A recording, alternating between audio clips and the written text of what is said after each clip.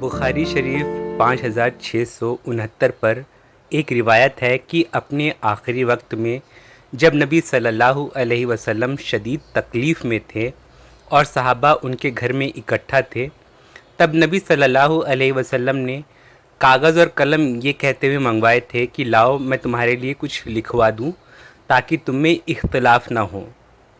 लेकिन हज़रत उमर रज़ी अल्लाहु अन्हु ने ये फ़रमाया कि नबी सल्लल्लाहु अलैहि वसल्लम पर तकलीफ़ का गलबा है, उन्हें और परेशानी में न डालो और तुम्हारे लिए कुरान काफ़ी है। ये रिवायत हदीस किरतास के नाम से जानी जाती है। कई भाइयों का ये सोचना है कि उस दिन कागज़ न देने से नबी सल्लल्लाहु अलैहि वसल्लम वसीयत लिखने से रह गए।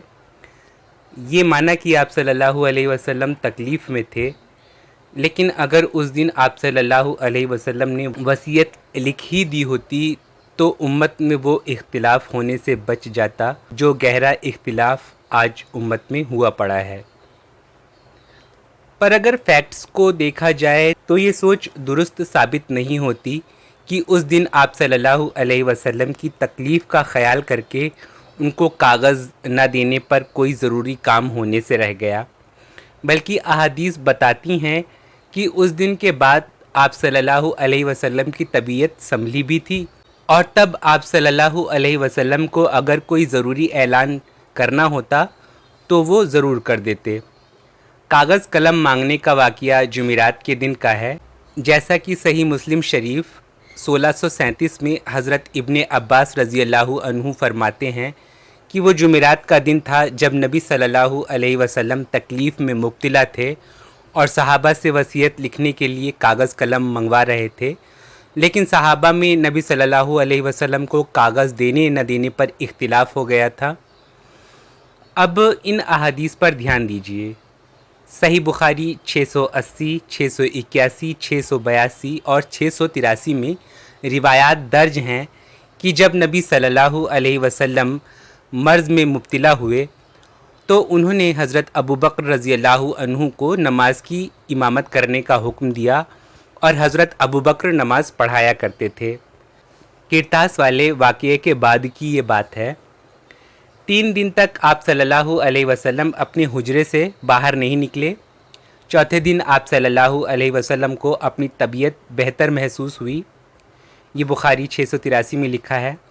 आप सल्लल्लाहु अलैहि वसल्लम पर्दा उठाकर अपने हुजरे से बाहर आए और नमाज के लिए सफ़बंदी करते लोगों को देखने लगे।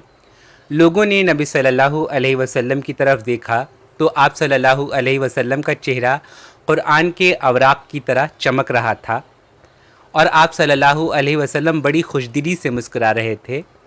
ये देखकर सहाबा भी बहुत खुश हुए।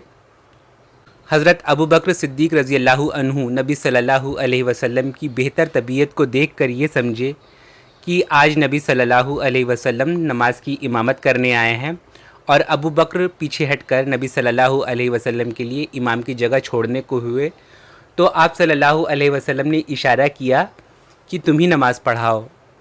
फिर आप सल्लल्लाहु अलैहि वसल्लम वापस अपने हुजरे में चले गए। ये सोमवार का दिन था और बाद में इसी दिन आप सल्लल्लाहु अलैहि वसल्लम की वफ़ात भी हो गई थी। तो समझा जा सकता है कि जब पीर के दिन आप सल्लल्लाहु अलैहि वसल्लम तमाम सहाबा को हज़रत अबू बकर रज़ी अल्लाहु अन्हु के पीछे नमाज अदा करते देखकर खुशी का इजहार करने आए थे, इसी वक्त अगर आप सल्लल्लाहु अलैहि वसल्लम को कोई ज़रूरी वसीयत करनी होती तो वो भी कर देते। नबी सल्लल्लाहु अलैहि वसल्लम की वफ़ात किरतास वाले वाक़ये के 4 दिन बाद 5वें दिन सोमवार के रोज़ हुई।